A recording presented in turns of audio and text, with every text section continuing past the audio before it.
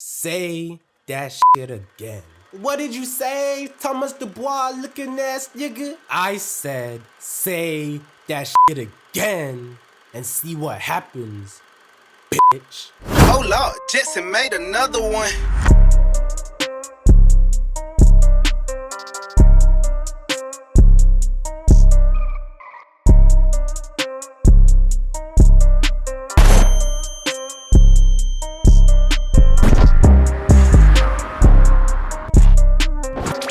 First rule about Fight Club: never talk about Fight Club. Now, I gotta cap, I never really understood this rule, because why the hell would you not want to talk about beating a nigga's ass unless, I don't know, maybe you're the one who got their ass beat, which could never be me. Hold up, ain't you the nigga that got that kid stumped on, my nigga? That was literally in your last story time. Now, why you need to say that shit? Like, they ain't need to know all that. I just don't get why you felt the need to bring your cap just then. Like, that shit don't make no sense. Respectfully. Fine, alright? I wasn't the best fighter in school. Matter of fact, I didn't really get into many fights at all. You see, my whole tactic was to treat everything like a joke. That way, no one would take you seriously enough to start beating the most religious of shits out of your ass. So what you saying is,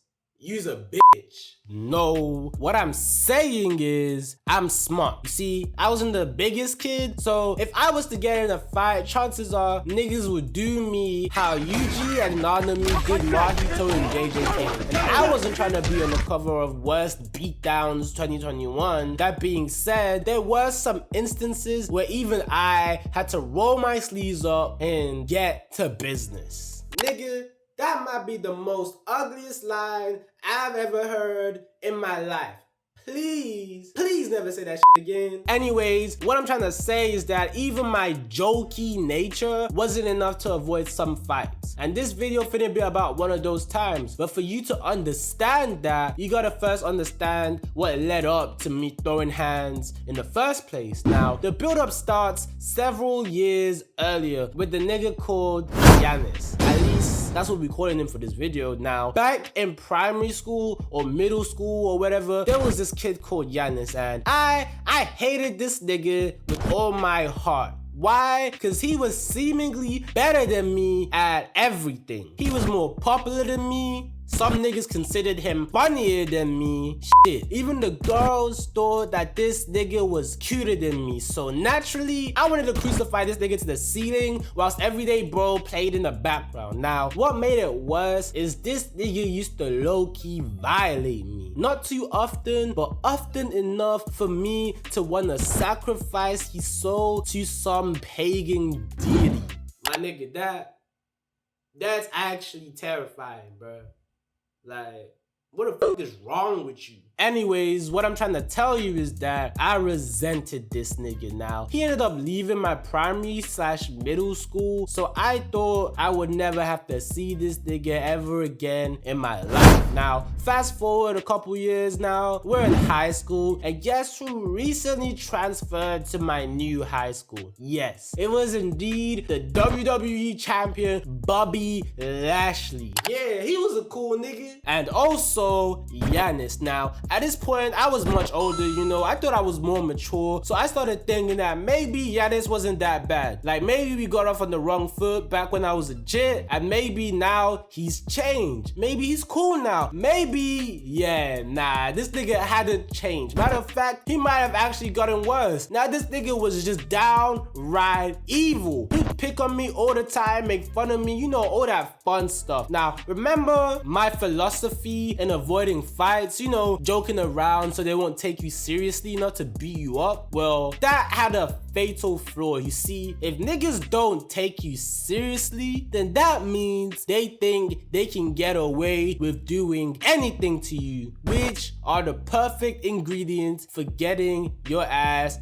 bullied in high school. But I didn't know that. So I was just taking it all on the chin, you know, all the bullying, all the abuse, everything from this nigga. Pause. But one day I wasn't in the mood, you know, I don't quite remember why. I probably caught an ass whooping the night before from my parents for not taking the trash out or some shit. But the point is, I wasn't to be fucked with. But obviously Giannis didn't get that memo. So I remember it was around break time and we was all on the playground. Now I must have been near Giannis or some shit, because I remember him calling out to me, you know, doing the same shit. Now I may have let it slide, but the thing was, he was talking his shit in front of a group of baddies. Yes, baddies from the year above. Now I'll be damned if I let a nigga disrespect me in front of a group of baddies like that. I don't know why, but I just could not stand people thinking less of me because of this nigga. Maybe it was because I wasn't in the mood. Maybe it was because of all the years of pent up just hatred against this nigga. Or maybe it was because I couldn't allow myself to look bad in front of these baddies. Maybe it was all three. You see, I don't know what it was that made me snap, but the fact is, I snapped. Look at you, you old lame ass nigga. Big body built ass nigga with your big ass nose. I bet you can smell what the Rock is cooking. You old ugly ass nigga. Big foot, little nipple looking ass nigga.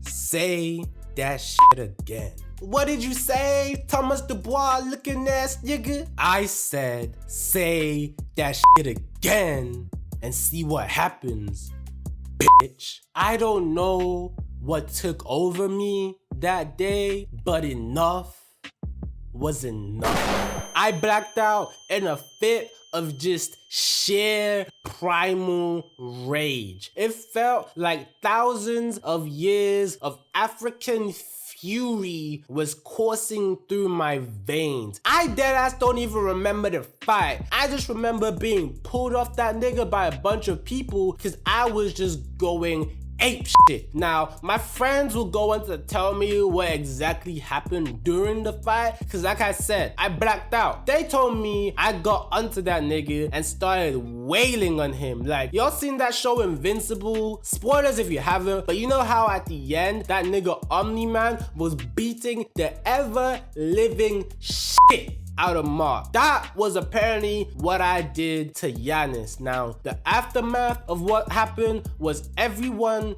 in the whole school was saying that I beat this nigga's ass. I got dragged into an isolation room, which is basically a place where I wasn't allowed to talk to anyone for the rest of the day until my parents picked my ass up. I remember, because my parents were at work, that my bus driver, aka my best friend at the time's dad, came and picked me up, and he was like, "So you got in the school fight?" "Yeah." "Did you win?" "Hell yeah, I won." That's my boy. Now, at the end of it, I felt like that nigga. My friend, I'll call him Morales, was telling me how everyone in school thought that I beat the fuck out of Giannis and how everyone was talking about it. Now, I ain't gonna cap. I felt good. I felt like I was that nigga and that no one could mess with me. At least, I felt that way until I got home and my parents dealt with me, and you know how that shit goes. Moral of the story simply is, don't let people walk over you. Now, I'm not saying you should go around beating up everyone who gives you problems. Like, violence isn't the answer and all that shit. But at the same time, you gotta respect yourself and don't let people take advantage of you or walk all over you, because that leads to bullying and people making fun of you and all that shit, and it's just not a good look. Don't do what I did and have people not taking you seriously, because that's just not good. Like, sometimes you just gotta learn to stand up for yourself.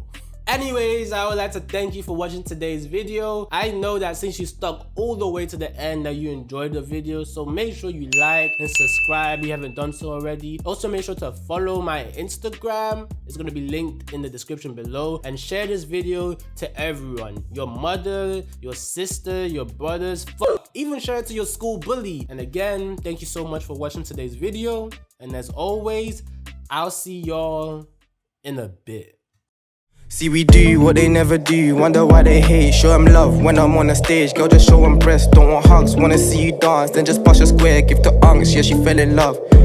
Just another black boy story. Parent issues, drugs and mischief, that's what kids do.